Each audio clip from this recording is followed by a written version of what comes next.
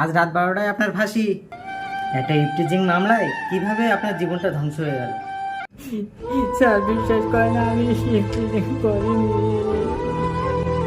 এখন আর বলে কি লাভ, এখন তো আর কিছু করার নেই। আমি মেয়ে মানুষ দেখবি আর উল্টি দৌড় মারি। আমি ইফটিজিং করবো কি করি স্যার?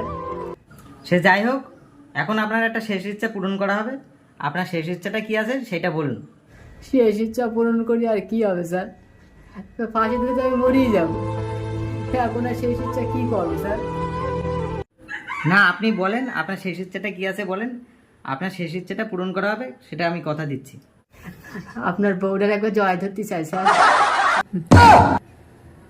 এই কে কোথায় আছিস, এদিকে আয়। এর সাজা ডবল হবে। এর ফাঁসির সাজার সাথে কারাদণ্ড হবে সারা জীবন। শুধু শুধু লোভ দেওয়ালো দেবে না বললেই হয়।